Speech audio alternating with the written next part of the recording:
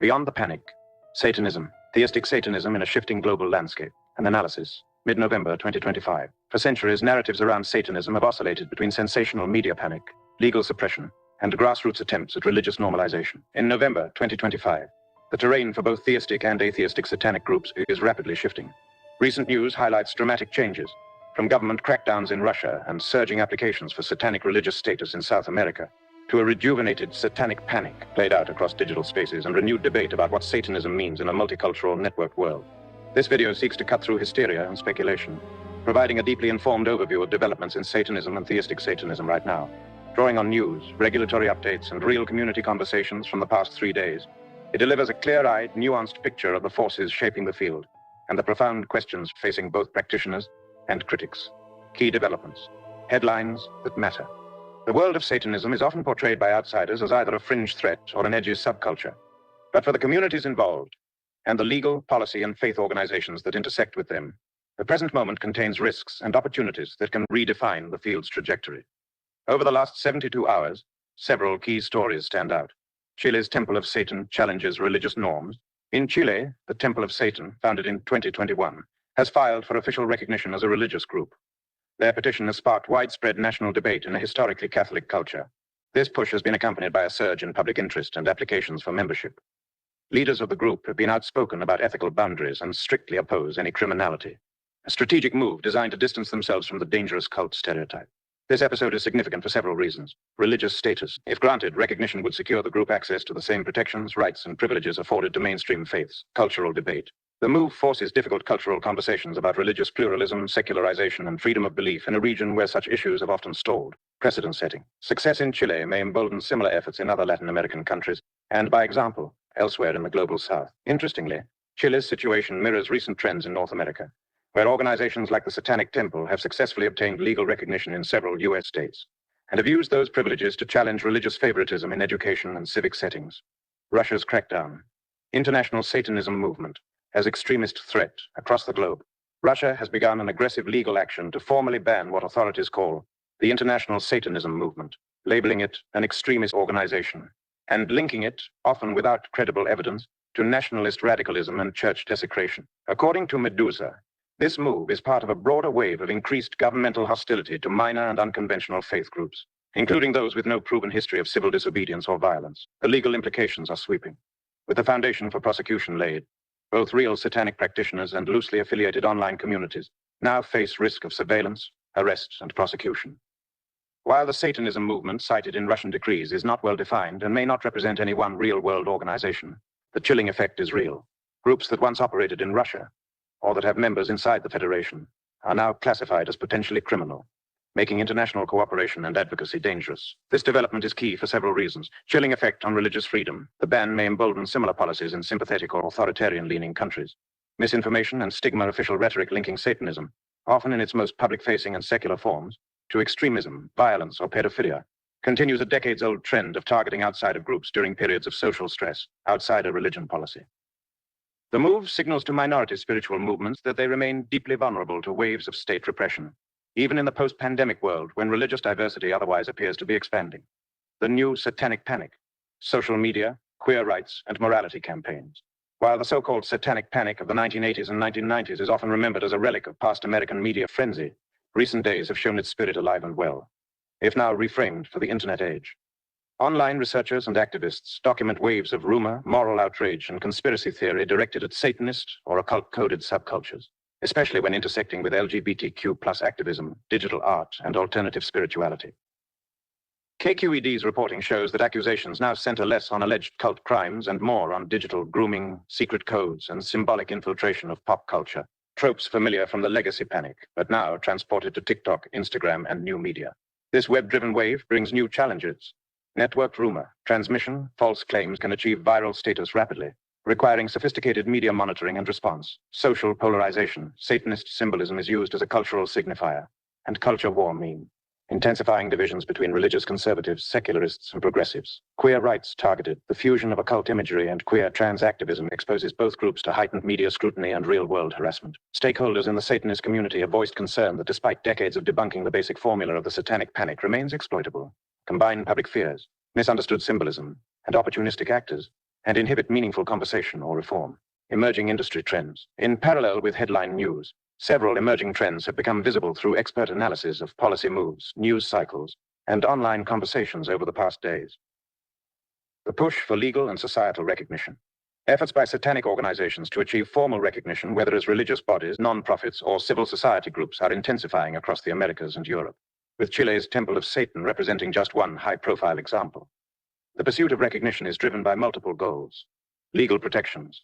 Recognition provides explicit freedom of religion rights and shields against arbitrary discrimination, excluding groups from anti-cult or extremism statutes. Public legitimacy official status helps erode stigma, increases ability to hold public events, and garners press coverage.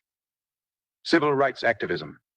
Satanic groups, particularly those with a constitutional focus like the Satanic Temple in the US, have aggressively used their status to contest church-state entanglements, seek equal access in schools, and challenge religious privilege in government. This trend is now being mirrored in Latin America, with the Chilean example providing a tangible test case for the region. State backlash and regulatory risk. Alongside efforts at normalization, a significant wave of state-level opposition is apparent, typified by Russia's legal measures, but echoed in other countries' growing appetite for anti-extremism legislation. Such policies often contain vague language about dangerous beliefs or occult activity, leaving them open to interpretation and abuse. Where these laws are enforced, risks for practitioners, groups, and even casual sympathizers rise sharply. Legal persecution declared extremist or dangerous. Satanist groups can lose organizational status, have assets seized, and see members criminalized. Digital repression, online expression, or affiliation often comes under scrutiny, making pseudonymity or digital security a growing concern for activists and members. Cross-border tensions, multinational groups, and online communities find themselves unexpectedly at legal risk due to shifting international climates, complicating travel, collaboration, and advocacy. Re-emergence of moral panic. Digitized. While new waves of media-driven satanic panic manifest differently from those of previous generations, they still bring conflation of Satanist and non-Satanist groups. Media and law enforcement often fail to distinguish between atheistic symbolic Satanists, for example, the Satanic Temple, who use Satan as a metaphor for rebellion, and theistic Satanists who regard Satan or satanic entities as literal forces. Increased targeting of marginalized communities. New narratives embed satanic panic with attacks on queer, trans, or minority groups, wrapped in the language of protecting children or defending culture. Heightened information warfare. Public-facing Satanism must now contend not only with legal threat, but with the velocity, reach, and durability of viral misinformation. Ongoing internal debates. Definition and public perception. Within the Satanist field, the fault line between atheistic Satanists and theistic Satanists remains a live wire, frequently misunderstood by the public. Discussions within Reddit forums and subcultural media over the last 3 days underscore lack of unified identity. Satanism covers a spectrum from outright atheists, seeing Satan as a metaphor or symbol, to practicing theists who believe in supernatural satanic beings or spirits. Public confusion. Media and policy authorities routinely blur these boundaries, leading to mistaken accusations, ill-targeted policies, and muddled national debates. Need for community education. Leaders and advocates increasingly emphasize the necessity to explain this diversity when dealing with lawmakers, journalists, or the general public. Real conversations where the community stands. Beyond news reporting and policy, recent online and offline conversations reveal the voices shaping the debate. Drawing from forums, media interviews, and activism spaces, several themes stand out. Not a threat, but misunderstood. Mainstreaming efforts. In debates about Chile's Temple of Satan, group members and supporters appear both ambitious and cautious. While pressing for greater religious rights, they stress responsible conduct, eschewing violence, abuse, or illegal ritual activity. Statements focus on the secular ethical base of most Satanist activity, in both atheistic and many theistic branches, commitment to transparent operations and rule of law, aspirations for meaningful inclusion within the country's multi-faith framework. This approach mirrors the strategy of the Satanic Temple in the US, whose use of legal levers and media has forced greater recognition and equally severe backlash. Government critique and resistance.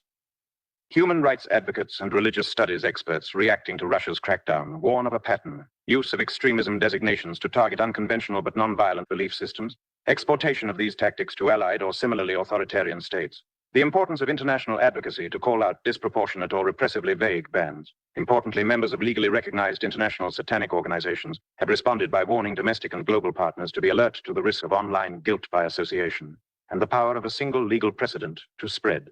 Online, a war of symbolism and safety in digital communities, especially on platforms like Reddit. Users debate not just the public face of Satanism, but also questions of safety, anonymity, and risk. Concerns identified over recent days include whether to use legal names in petitions or remain anonymous, how to safeguard group members from doxing or violence in light of renewed moral panic, The challenge of maintaining credibility in the face of both edgelord trolls and genuine, if controversial, faith practices. Strategic takeaways for professionals. What do these complex, interwoven developments mean for leaders, researchers, policymakers, and communities involved with Satanism and theistic Satanism? 1. Expect further legal and cultural contest. As both recognition campaigns and legal crackdowns intensify, expect an increasingly polarized debate about Satanism in public life. For established groups, this brings opportunity to gain rights, recognition, and visibility, but also vulnerability to shifting regulatory winds. 2. Monitor the evolving panic. With moral panic digitized, rapid response to rumors and effective media strategy are more essential than ever. For professionals and organizations, building relationships with journalists and deploying clear, accessible educational content are powerful antidotes to viral misinformation. 3. Clarify internal identity. Clear, well-communicated differentiation between theistic and atheistic Satanism, ritual and secular activism, is not just a matter of internal coherence. It is a key defense against external misunderstanding and hostile policymaking. 4. Stay informed on international risk. The global sweep of policy, media, and rumor means that what happens in Russia, Chile, or the US may have direct consequences elsewhere. Cross-border communication and discreet legal consultation are critical. 5. Engage across divides. Building alliances with civil liberties organizations, academic experts, and other minority faiths can mitigate the risk of isolation and strengthen advocacy efforts. Conclusion. Beyond the headlines, Satanism, both theistic and atheistic, remains at a crossroads.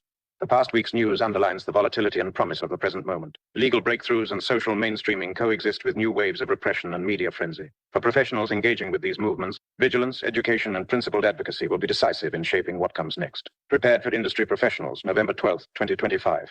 This article synthesizes only news and discussions verified or published in the past 3 days for maximal relevance.